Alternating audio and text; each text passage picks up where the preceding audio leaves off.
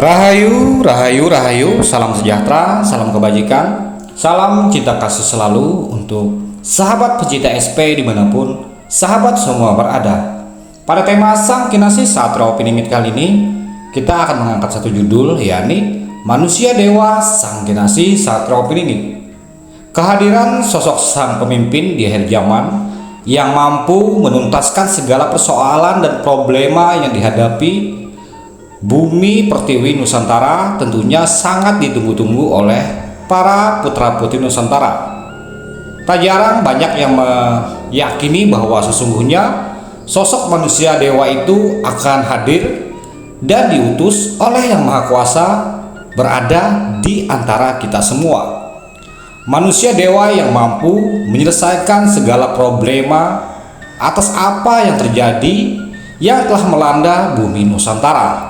Saat ini bumi Nusantara dilanda krisisnya moral dan kemanusiaan. Orang terkadang terlihat berbuat baik, berbuat santun, namun sebenarnya mereka tidak tulus, melainkan ada sesuatu yang tersirat dan tersurat di dalam maksud tujuan pribadinya. Sehingga perbuatan-perbuatan baik saat ini hampir tidak bisa dibedakan dengan perbuatan-perbuatan keji dan perbuatan-perbuatan jahat yang dapat menghancurkan manusia satu dan manusia lainnya. Seolah-olah bagaikan seorang public figure yang mengayomi, namun sesungguhnya mereka hanya melakukan sesuatu untuk kepentingan dan ambisi mereka, menurutkan hawa nafsu mereka. Sehingga hampir saat ini banyak masyarakat bumi Nusantara kehilangan kepercayaan kepada sesamanya. Bukankah setiap manusia diciptakan oleh Yang Maha Kuasa di muka bumi ini ditujukan sebagai sang khalifah di muka bumi, sebagai sang perawat, pengelola, dan pembawa kebaikan yang mampu memelihara dan membangun peradaban menjadi lebih indah, lebih bagus lagi. Namun seiring berjalannya waktu, harapan-harapan yang semestinya dilakukan oleh manusia untuk mengelola bumi beserta isinya justru malah timbul kerusakan-kerusakan atas tangan manusia itu sendiri. Sehingga Yang Maha Kuasa pun juga telah menyiapkan sosok-sosok manusia dewa yang nantinya akan mengembalikan era keemasan, era kejayaan, di mana setiap manusia tidak lagi mementingkan pribadi mereka masing-masing, melainkan dengan saling bergotong royong, saling bahu-membahu, semua permasalahan akan segera teratasi, baik masalah pribadi ataupun masalah umum. Kehadiran manusia dewa tentunya bukanlah hanya satu orang belaka, melainkan akan banyak barisan-barisan manusia yang berwatak bagaikan dewa, yang memiliki pribadi dan perangai lemah lembut, baik budi dan welas asih pada sesamanya. Manusia dewa tiada lain, mereka juga bisa disebut manusia berhati malaikat. Manusia yang memiliki kemuliaan, kesucian, baik lahir maupun batin. Tak jarang saat ini para wadah-wadah telah banyak bertebaran di muka penjuru bumi Nusantara.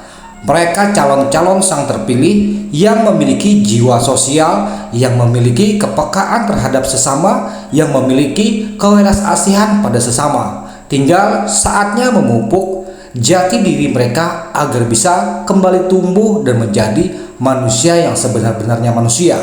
Manusia yang bisa menjadi khalifah di muka bumi, di mana di era krisis merosotnya akhlak budi pekerti, di sana yang baik juga akan bertumbuh di sela-sela dari kemerosotan.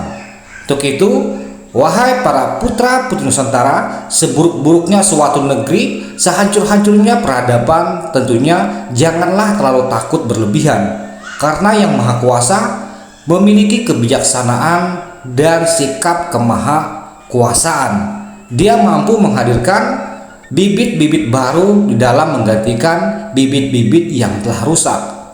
Dia mampu menghadirkan tumbuhan-tumbuhan, bahkan makhluk-makhluk yang lebih elok, yang lebih bagus perangai dan budi pekertinya, dan bisa menjadi panutan bagi sesamanya.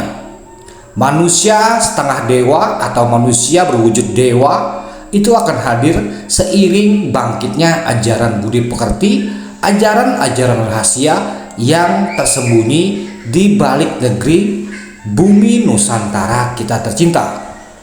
Manusia dewa yang tidak memihak kepada makhluk manapun, hanya berpihak pada kebaikan dan keburukan.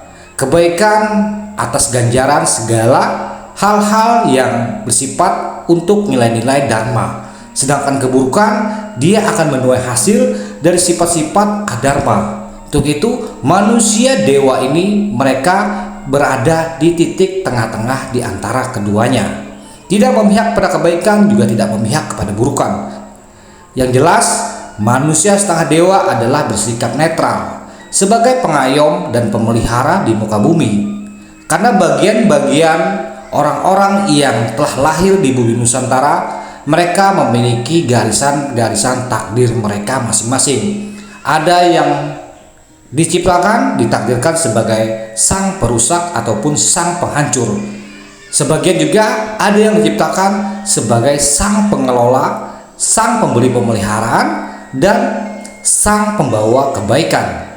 Untuk itu saat ini marilah kita koreksi diri kita dan pribadi kita masing-masing, sampai di titik manakah posisi kita saat ini. Apakah sebagai insan yang membawa kerusakan dan kehancuran, ataupun sebagai insan sebagai pemelihara, pengelola, dan membawa kebaikan. Tentunya setiap takdir kita akan kembali kepada diri kita masing-masing.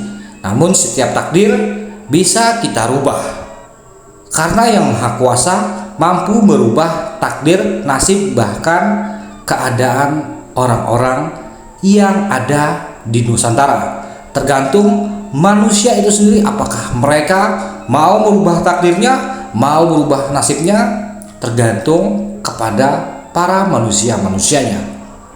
Untuk itu wahai sahabatku semua, salah hilap mohon dimaafkan, salam santun, salam rahayu, salam kebajikan, salam cinta kasih selalu untuk sahabat pencinta SP dimanapun sahabat semua berada.